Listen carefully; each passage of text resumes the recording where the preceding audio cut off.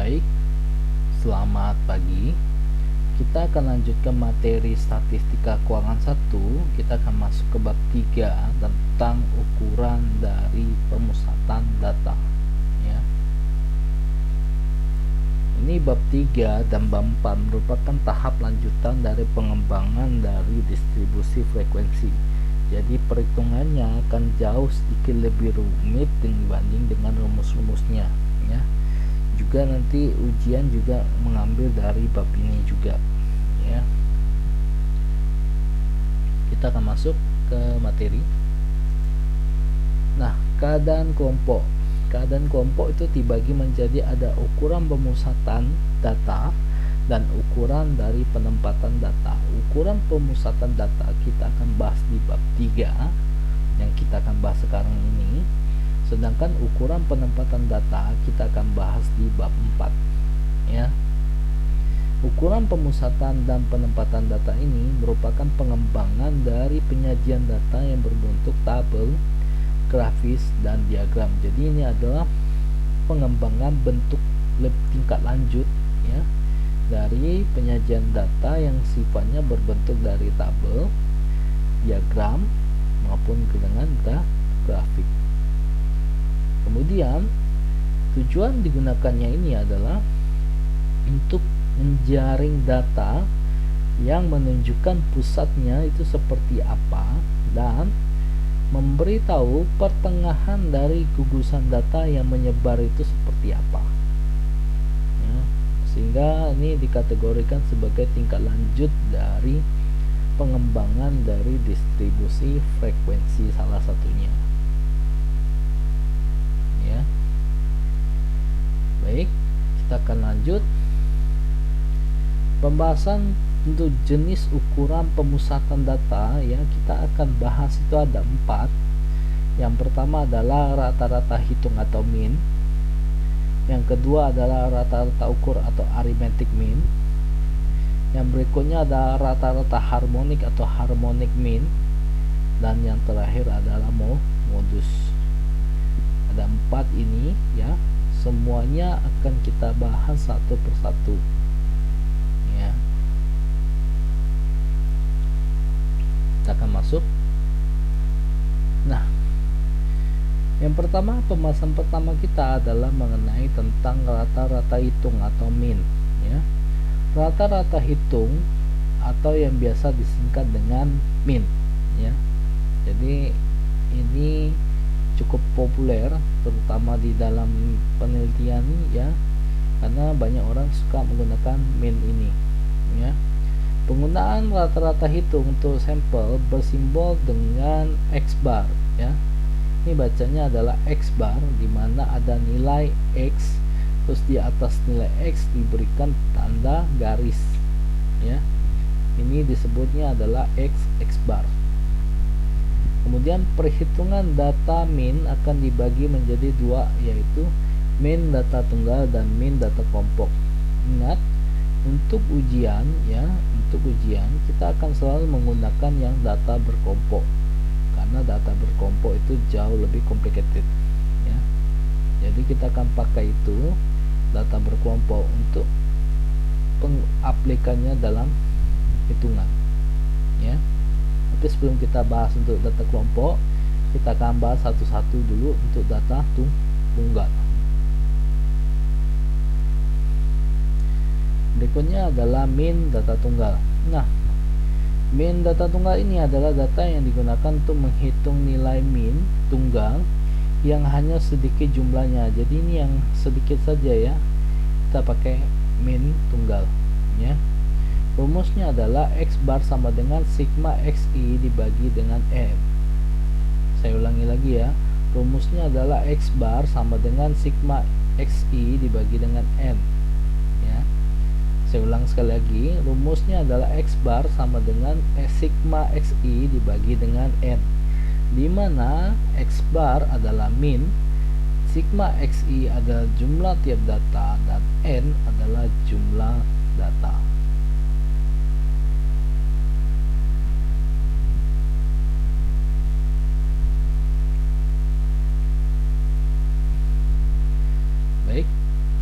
Kita lanjut.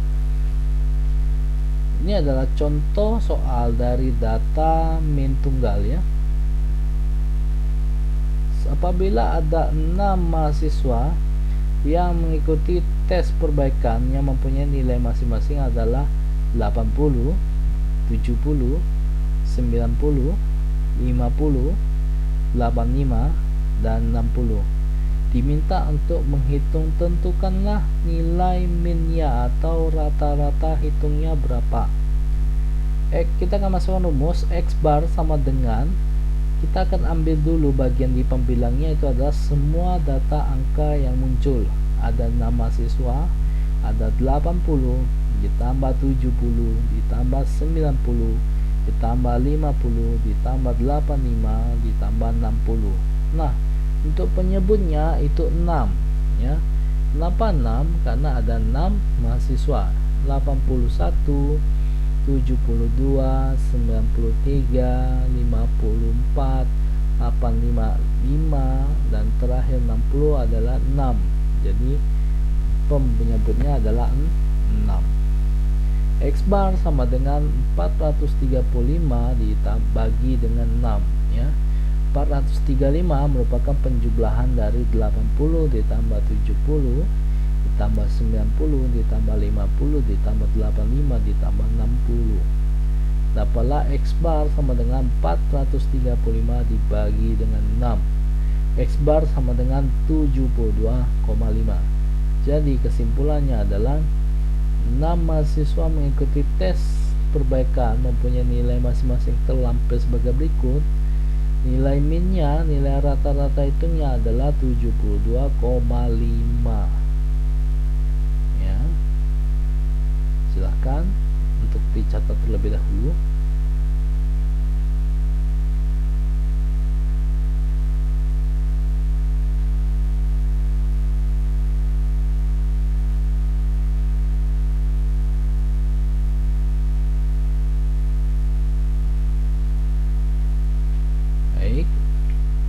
Kita akan lanjutkan ya. Berikutnya adalah min dari data berkelompok. Nah, jika data yang sudah dikelompokkan di dalam model distribusi frekuensi, maka data tersebut akan berbaur sehingga keaslian data itu akan hilang bercampur dengan data lain yang menurut kelasnya. Kalau saya ambilkan contoh ini seperti begini ya. Misalkan ada satu rentang kelas, itu nilainya 60 sampai dengan 65 ya. Nah, di dalam 60 dan 65 ini kita tidak dapat mengetahui tanpa memperhatikan nilai asli berapakah nilai yang terdapat di 60 sampai dengan 65 ini. Biasanya secara total akan ketahuan misalkan 12. Namun di dalam nilai 12 ini kita tidak tahu mana yang komponen 60, mana yang komponen 61, mana yang komponen 62, mana yang komponen 63, mana yang komponen 64, dan mana yang komponen 65 ya. Karena itulah data tersebut telah bercampur sehingga keaslian datanya akan hilang dengan data lain ya, karena telah bercampur dengan data lain menurut sesuai dengan kelasnya, yaitu 60 sampai 65 tadi. Oleh karena itu, hanya dalam perhitungan min kelompok kita akan mengambil nilai tengah ya, atau titik tengahnya, yaitu setengah dari ujung bawah kelas dan ujung atas kelas untuk mewakili dari setiap kelas interval. Jadi kita ngambil setengah ujung yang kelas bawah dengan setengahnya yang ujung kelas atas untuk mewakili dari setiap nilai, setiap kelas intervalnya itu nilainya adalah berapa ya. Kenapa demikian ya? Hal ini dimaksudkan untuk menghindari kemungkinan datanya yang ada di setiap interval itu tidak memiliki nilai yang lebih besar atau nilai yang lebih kecil daripada titik tengah. Jadi perwakilannya adalah nilai tengah. Rumusnya adalah X bar sama dengan sigma TI kali FI dibagi dengan sigma FI. Saya ulangi. Rumusnya adalah X bar sama dengan sigma dari TI dikali FI dibagi dengan sigma FI. Saya ulang sekali lagi rumusnya. X bar sama dengan sigma TI dikali dengan FI dibagi dengan sigma FI, di mana X bar adalah min, TI adalah titik tengah, FI adalah jumlah dari frekuensi.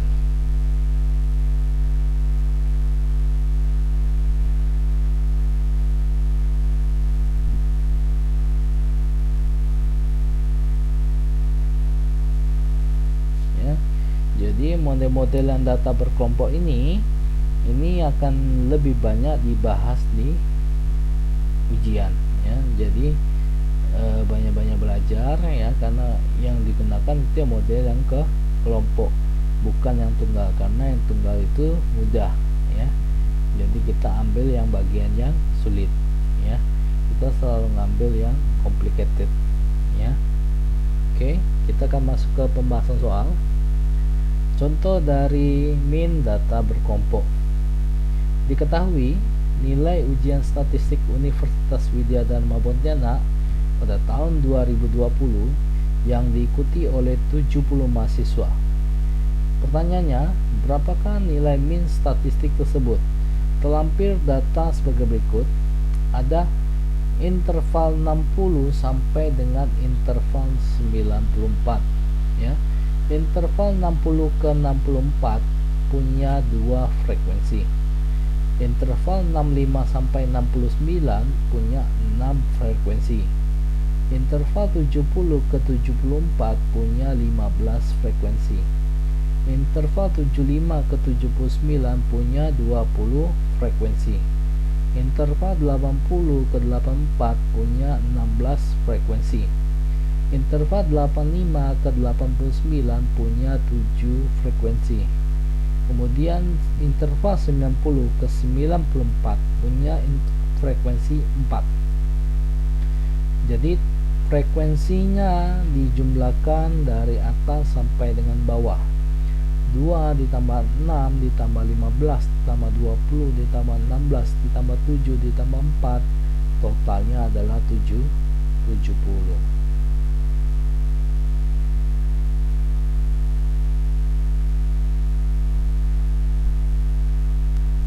Baik, kita akan lanjut ke cara penghitungannya seperti ini.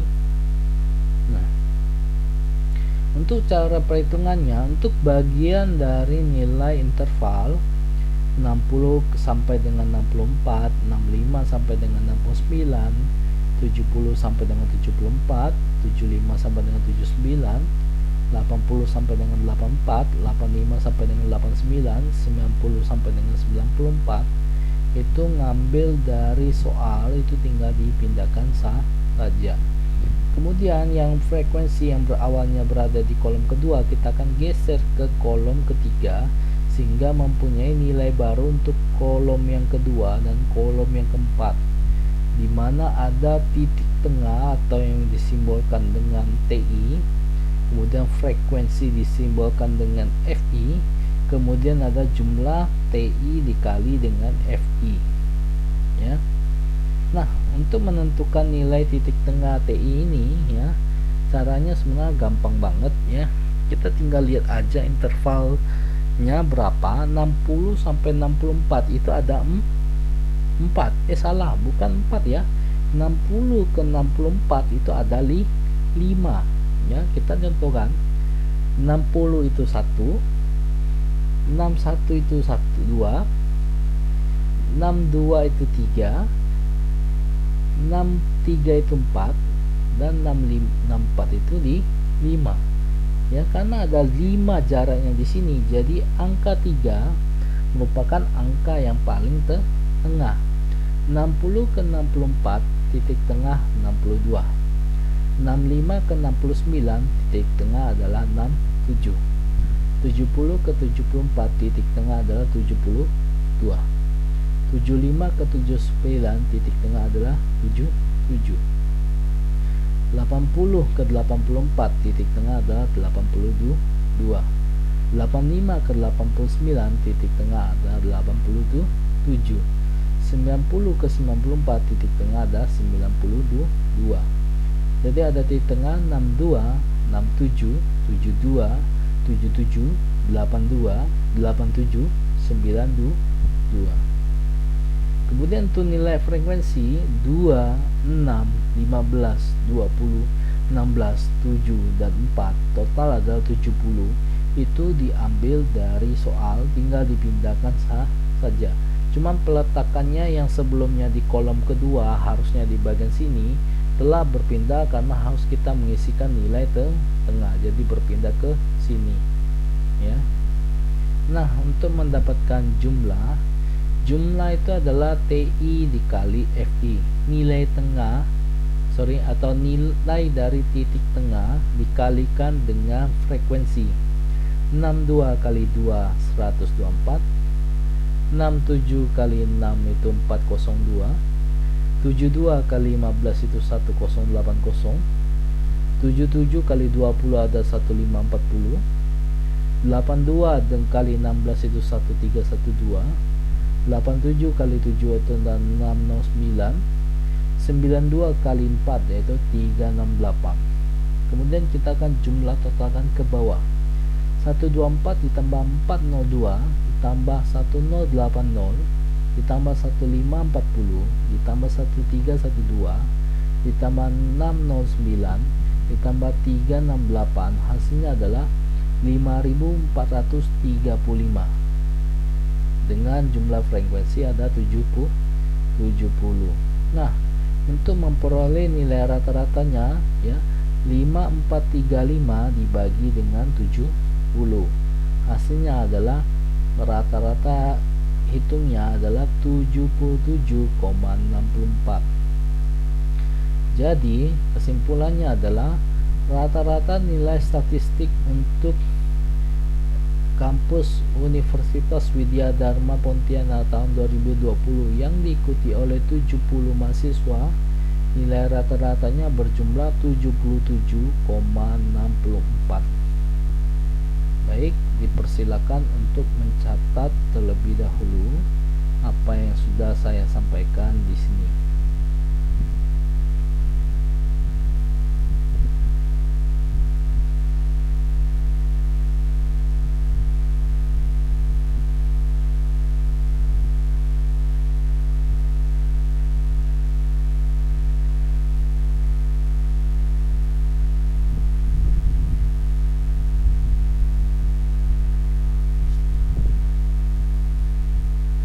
Baik, saya pikir semua sudah mencatat ya. Jadi kita akan kira-kira mode perhitungan untuk mean data berkelompok ya, kurang lebih seperti ini ya. Tidak terlalu susah selama kita dapat memahaminya. Saya yakin rumus yang disampaikan memang sedikit lebih sulit daripada rumus-rumus biasanya, tapi kalau kita jalaninya dengan baik harusnya ini bisa diatasi. Kita akan lanjut pembahasan berikutnya, yaitu tentang rata-rata ukur atau arithmetic mean.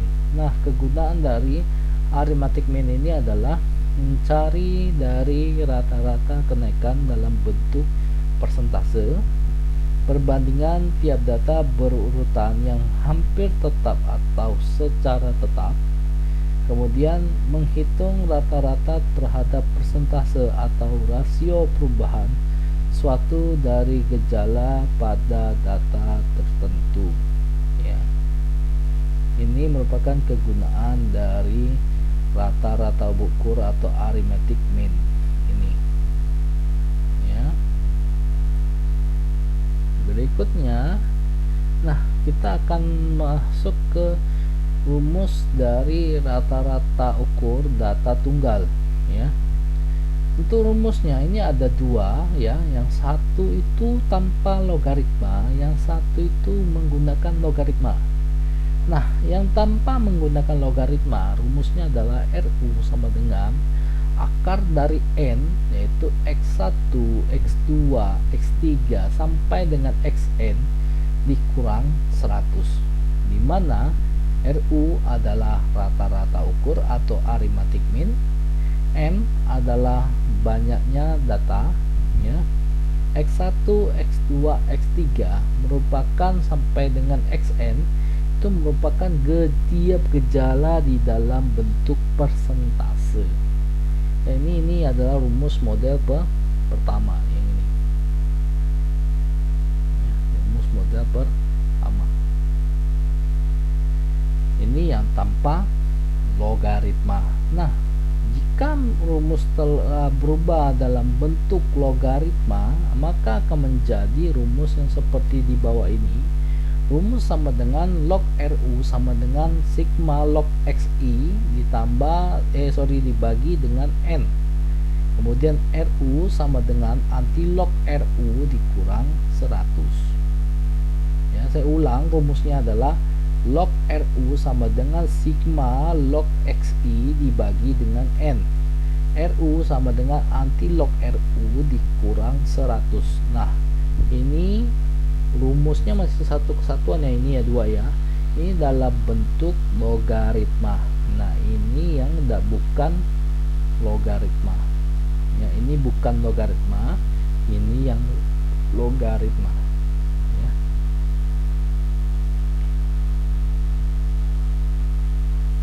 Ya. Baik, kita akan lanjutkan. Nah, untuk pembahasan soal ya, videonya kita akhiri dulu sampai di sini ya. Kita tidak lanjut ke bagian di sini ya. Kenapa? Karena ini cukup berat ya. Jadi saya bahasnya satu persatu saja ya, sesuai dengan kemampuan. Jadi biar nggak terlalu istilahnya terlalu dimaksakan ya. Mohon maaf sebelumnya untuk yang sudah menerima modul, tolong ralat bagian soal di halaman slide ini. Ini sebelumnya yang di bagian pertama itu saya tulis 75.000, tolong diralat menjadi 70.000 ya. Ini yang sudah benar ya.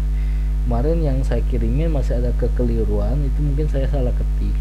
Itu harusnya 70.000 tapi saya tulisnya 75. Tolong di modulnya semua diperbaiki. Di bagian di sini itu adalah 70 ya. Nanti di pertemuan berikutnya saya akan membahas tentang contoh soal dari rata-rata ukur untuk data tunggal ya. Karena ini ribet karena mempunyai dua rumus, yang satu itu menggunakan tanpa logaritma, yang satunya lagi menggunakan logaritma. Jadi saya pikir tidak usah terlalu terburu-buru dalam mencoba mengerjakan ini ya. Jadi kita akan bahas nanti di pertemuan berikutnya. Oke, ingat ya, tolong ini diralat di bagian ini. Itu seharusnya ini yang kemarin itu ditulisnya 75, tolong diubah semua menjadi 70 seperti yang di sini. Jadi saya tidak mengirimkan lagi modul yang baru ya. Jadi kalian tinggal ralat kembali saja.